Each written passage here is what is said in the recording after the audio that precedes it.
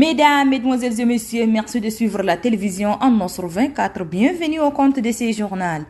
Le président de transition générale Mohamed Idriss Déby Itno a accordé une audience ce 25 juillet 2023 au président du Parti pour la paix et la cohésion sociale Moustapha Masri, qui est venu présenter sa formation politique au chef de l'État dans le sillage du lancement de ses activités après l'obtention de son autorisation. Faisons le point avec nos confrères de la présidence de la République. Nous avons tenu à venir rencontrer le président de la République, chef de l'État, pour lui également présenter notre parti politique, notre projet de société et commencer cette visite que nous avons l'intention d'entamer avec tous les acteurs politiques par le garant de la République qui est le président de la République. Nous avons discuté de notre projet de société, nous avons discuté de l'avenir du Tchad, nous avons discuté de l'unité, nous avons discuté de la paix, nous avons discuté de la cohésion sociale, mais aussi du rassemblement de tous les enfants du Tchad pour qu'ensemble nous puissions avancer main dans la main, dans l'amour, dans la sincérité et la vérité, mais aussi pour qu'ensemble au présent nous puissions déterminer un Tchad meilleur pour cette génération, mais également pour les générations à venir. Nous avons écouté également ces conseils, ces orientations dans l'ensemble pour pouvoir être également actifs, également apporter notre part de contribution pour permettre également de définir ensemble un rassemblement, un Tchad meilleur pour l'avenir pendant cette période de transition, tous ensemble réunis. Il nous a énormément encouragés et il a encouragé aussi la jeunesse à s'engager pour la paix et l'unité aussi. C'est un de ses créneaux, c'est un de ses buts aussi, surtout permettre à ce que ce Tchad, nous puissions conserver notre unicité dans nos 1 284 000 km². La particularité de notre parti politique, précisément, est dans la pédagogie, mais également dans l'impact à l'échelle micro de nos projets de société. Nous n'attendrons pas d'avoir le pouvoir pour pouvoir mettre sur pied notre projet de société, notre projet social, mais nous avons l'intention de l'appliquer à l'échelle micro, au niveau de nos militants, certes, mais aussi au niveau de la population. Toujours à la présidence de la République, le président de transition, le général Mohamed Idriss Déby Itno, a reçu ce 26 juillet 2023 en audience le ministre gabonais des Affaires étrangères, Herman Imongol. Retrouvons une fois de plus nos confrères de la présidence de la République. Le président de transition, président de la République, chef de l'État, général Mohamed Idriss Déby Itno, entame son agenda de ce lundi 24 juillet 2023 par une audience accordée au ministre gabonais des Affaires étrangères, Herman Imongol. Le chef de la diplomatie gabonaise est porteur d'un pli fermé de son président Ali Bongo Ondimba au chef de l'État, général Mohamed Idriss Déby Itno. Ce message est relatif au renforcement des liens de coopération entre le Gabon et le Tchad. Une relation vieille et bien entretenue grâce à la dynamique que lui insufflent les deux présidents. Outre l'objet principal de cette rencontre, le ministre gabonais des Affaires étrangères et le chef de l'État ont échangé sur les conclusions du 23e sommet des chefs d'État et de gouvernement de la communauté économique des États de l'Afrique centrale CAC, tenu le 1er juillet dernier à Libreville, au Gabon. Vous savez que les deux pays font partie de deux espaces régionaux que sont la CEAC et la CEMAC. Et à ce titre, il est de coutume que de manière régulière, dans le cadre du renforcement des relations aussi bien bilatérales que régionales, il y ait des interactions de cette nature. Le président de la République gabonaise est président en exercice de la CEAC et le président de la République du Tchad l'est également en exercice de la CENSAD. Donc les enjeux, les préoccupations sont quasiment les mêmes. Il y a quelques semaines, le président de la République du Tchad est venu à Libreville pour assister au sommet de la CEAC à l'invitation de son frère, le président de la République gabonaise. Donc toutes ces questions constituent un peu le contexte dans lequel ce message a été délivré. Et bien entendu, la teneur de ce message est à l'exclusive du chef de l'État qu'il a reçu de son homologue et frère, le président de la République gabonaise. Mais de manière globale, c'est l'occasion de saluer l'excellence des relations que les deux pays entretiennent.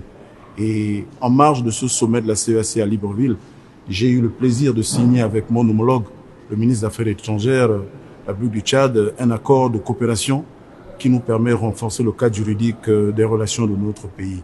Donc pour moi, c'est un plaisir d'être ici à Djamena, c'est un plaisir d'être porteur de ce message et c'est un plaisir de marquer à côté de mon frère, le ministre des Affaires étrangères du Tchad, un pas supplémentaire dans le renforcement des relations entre nos deux pays.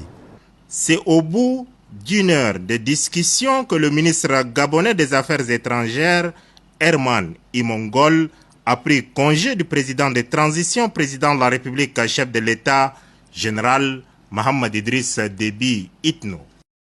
Et puis, le ministère de la Santé publique et de la Prévention a organisé ce 25 juillet 2023 dans un hôtel de la place une cérémonie de la signature d'une convention de partenariat entre le centre hospitalo-universitaire de la Renaissance et l'hôpital américain de Paris. Faisons le point avec Oumar Mohamed Ida.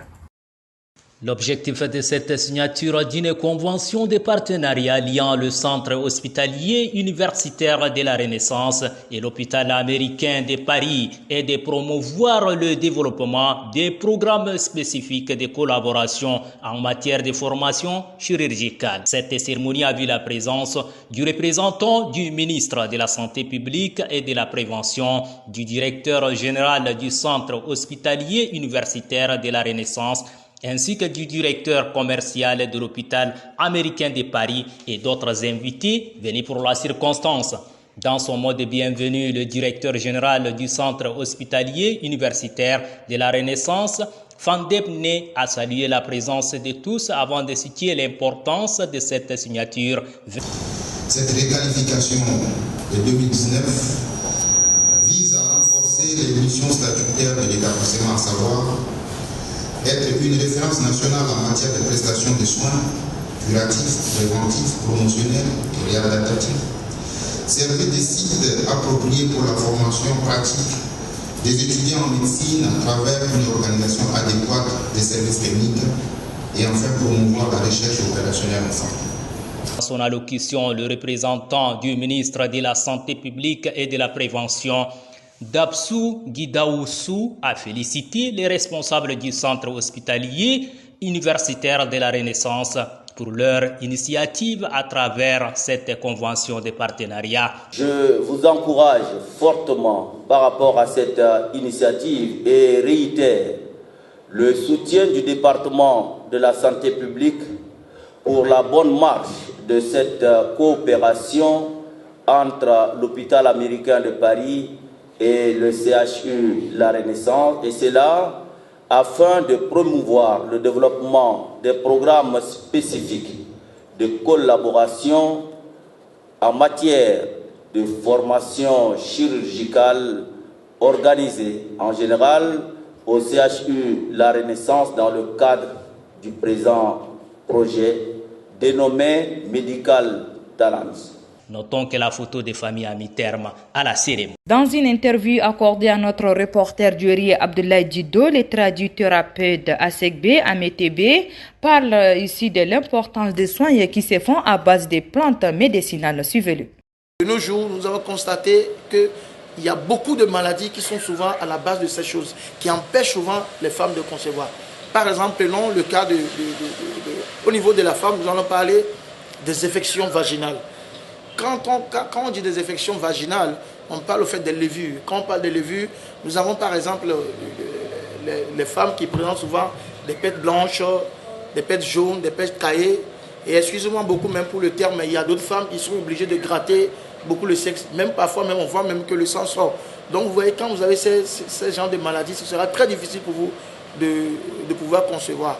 On a aussi des maladies comme les règles douloureuses, les règles qui deviennent gluantes, qui deviennent sales, les règles qui sont parfois noires, ou bien parfois même il y a des jeunes filles qui sont ménopausées précocement.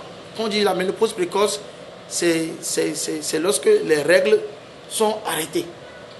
En temps normal, la femme doit avoir 50 ans ou bien 45 ans. Là, elle ne voit plus les périodes. Ça, c'est naturel. Mais il y a certaines femmes, à cause des maladies, à cause des infections, déjà à 25 ans, bien à 30 ans, elles sont ménopausées. Et ces femmes-là, elles ne peuvent pas concevoir. Vous allez faire tout, mais la grossesse n'a pas venu. Par exemple, aussi, prenons le cas par exemple, la frigidité. Quand on dit la frigidité, c'est une femme qui ne fait pas d'éclair. En termes simples, c'est une femme qui ne sent pas, excusez-moi, mais elle ne sent pas l'envie en quelque sorte. Genre, elle ne fait pas l'éclair cervical. Et quand c'est comme ça, ce sera aussi difficile pour cette femme de concevoir. Nous avons aussi par exemple les maladies comme les tumeurs. Quand on parle de tumeurs, on parle de kyste, on parle de myome, on parle de fibrome. Ces choses-là, vraiment, ça empêche beaucoup aussi la femme de concevoir. Nous avons aussi les cas comme les trompes bouchées. Les trompes bouchées qui sont souvent causées par les infections. Donc si vous avez ces problèmes-là, madame, si vous avez ces problèmes-là, vraiment, veuillez vous approcher de nous. Nous sommes en face de Sotel Tchad et nos numéros de téléphone. Et en précisant, nous sommes en face du Sotel Tchad de Paris-Congo, qui est sur l'avenue de Charles de Gaulle. Et sur ce, se referme cette édition. Merci de l'avoir suivi. Au revoir. À demain. Bon suite de programme sur la télévision en Nostre 24.